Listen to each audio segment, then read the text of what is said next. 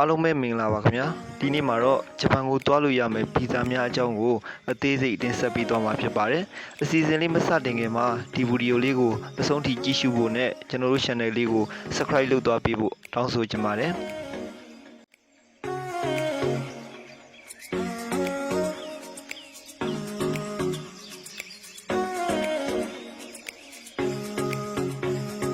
ဂျပန်ကိုသွားလို့ရတဲ့ဗီဇာတွေကတော့ Number 1 Training Visa Number 2 Student Visa Number 3 Work Visa Number 4 Tokude Kino Visa တို့ပဲဖြစ်ပါတယ် Training Visa ဆိုတာကတော့အလုပ်သင်အလုပ်သား Visa ပဲဖြစ်ပါတယ်တက်တန်းကတော့3နှစ်ရှိပါတယ်စက်ရုံအလုပ်ရုံတွေမှာ3နှစ်စာချုပ်နဲ့တွားရောက်အလုပ်လုပ်ကိုင်ခြင်းပဲဖြစ်ပါတယ်3နှစ်အတွင်းမှာတက်တန်းတိုးလို့မရပါဘူးဒါပေမဲ့3နှစ်ပြည့်လို့ပြန်လာပြီးရင်2နှစ်တက်တန်းတိုးပြန်လျှောက်လို့ရပါတယ်ဂျပန်စာ N5 N4 level နဲ့ဆိုလို့ရှိရင်တွားလို့ရပါတယ်လစာကတော့အတန်အသင့်နေပါတယ်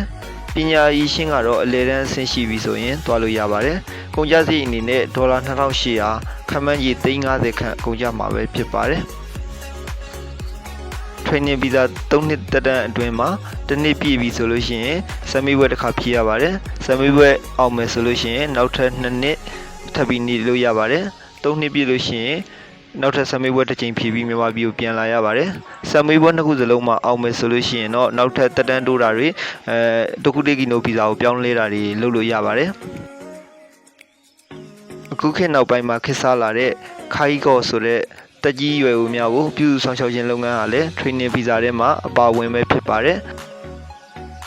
အခုပြောပြပြီးသွားခဲ့တာတွေကတော့ Training Visa နဲ့ပတ်သက်တဲ့အချက်လက်များပဲဖြစ်ပါတယ်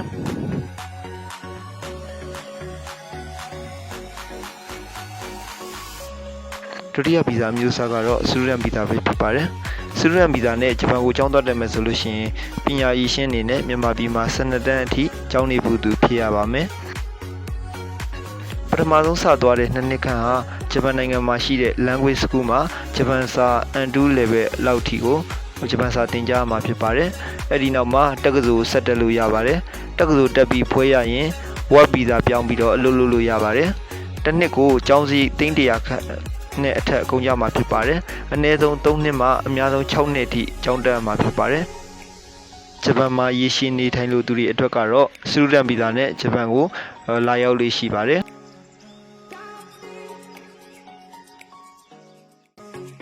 တတိယဗီဇာမျိုးစားကတော့ Work Visa ပဲဖြစ်ပါတယ်မြန်မာနိုင်ငံကနီးပညာတက္ကသိုလ်တစ်ခုခုမှာ IT, Civil, EC, Mechanical စတဲ့အင်ဂျင်နီယာဘွဲတွေနဲ့ဘွဲရထားတဲ့ကျောင်းသားကျောင်းသူတွေဟာ Work Visa နဲ့ဂျပန်ကိုတိုက်ရိုက်သွားလို့ရပါတယ်ဂျပန်စာကတော့ N3, N2 level ရှိရမှာဖြစ်ပါတယ်ဒါအပြင်သက်ဆိုင်ရာအလုပ်မှာလည်းလုပ်ငန်းအတွေ့အကြုံရှိထားဖို့လည်းလိုအပ်ပါတယ်လစာလည်းကောင်းပြီးတက်တန်းတိုးလို့ရတဲ့အတွက် Work Visa ဟာယနေ့ခေတ်အင်ဂျင်နီယာကျောင်းသားတွေကြားထဲမှာဒူးကြိုက်များရေပန်းစားလျက်ရှိပါတယ်ဂျပန်ကိုသွားလို့ရမယ် Work Visa နောက်ထပ်တစ်မျိုးလည်းရှိပါသေးတယ်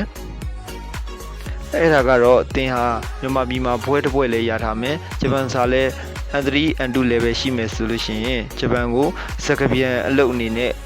Work Visa လျှောက်လို့လည်းရပါသေးတယ်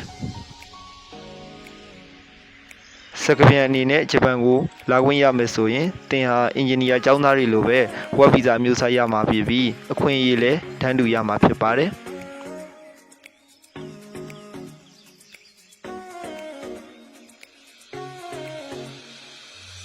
နောက်ထပ်ဗီဇာအမျိုးအစားတစ်ခုကတော့တခုတေးကီနိုဗီဇာပဲဖြစ်ပါတယ်ကျွမ်းကျင်လုပ်သားဗီဇာလို့ခေါ်တဲ့တခုတေးကီနိုဗီဇာဆိုလို့ရှိရင်2019ခုနှစ်4လပိုင်းမှာစတင်ပြီးပြဋ္ဌာန်းခဲ့တဲ့ဗီဇာအမျိုးအစားတစ်ခုဖြစ်ပါတယ်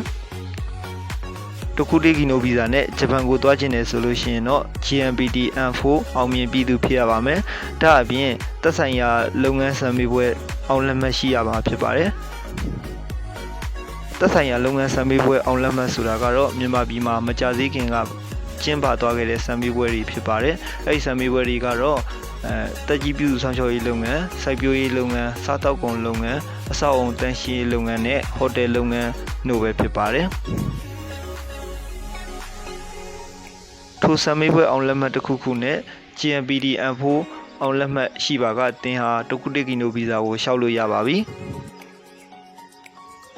လစာကောင်းပြီးတက်တန်းအဖြစ်9နှစ်ရှိပါတယ်9နှစ်ပြီးသွားရင်လည်း extension တိုးလို့ရမယ်အခွင့်အရေးများလည်းရှိနေပါသေးတယ်ကုန်ကျစရိတ်အနေနဲ့ကတော့ဒေါ်လာ1500သာကုန်ကျမှာဖြစ်ပါတယ်အခုလောက်ဆိုရင်တော့ကိုကဘယ်ဗီဇာအမျိုးအစားနဲ့တွားတင်နေဆိုတာကိုသိလောက်ပါပြီပြီးတော့ဘာတွေထပ်ပြီးလိုအပ်အောင်မလဲဆိုတော့အသက်18နှစ်ကနေ35နှစ်အတွင်းဖြစ်ရပါမယ်ဆေးစစ်ချက်အောင်မြင်ပြီးသူဖြစ်ရပါမယ်တတူမရှိရင်ကောင်းပါတယ်ရှိလို့ရှိရင်လည်းမမြင်ကြရနေရမှာဆိုရင်ပိုပြီးအဆင်ပြေပါတယ်စီကန်းလိုက်နာပြီးစူးစမ်းအားထုတ်မှုရှိရပါမယ်ဂျပန်စာသင်ကြားရပါမယ်ပြီးရင်ခိုင်မာစိတ်ချရတဲ့အလုပ် agency တွေနဲ့ချိတ်ဆက်ပြီးအလုပ် interview ဖြေရပါမယ်အင်တာဗျူးအောင်သွားပြီး COE ကြပြီဆိုရင်တော့ဂျပန်ကိုသွားလို့ရပါပြီအခုဖော်ပြပေးခဲ့တဲ့အကြောင်းအရာတွေကတော့ဂျပန်ကိုသွားလို့ရတဲ့ဗီဇာအမျိုးအစားတွေပဲဖြစ်ပါတယ်အဆုံးထိကြည့်ရှုပေးတဲ့အတွက်အားလုံးကိုကျေးဇူးအထူးတင်ရှိပါတယ်အားလုံးပဲစိတ်ချမ်းသာခြင်းကိုယ်ကျန်းမာခြင်းနဲ့ပြည့်စုံနိုင်ကြပါစေ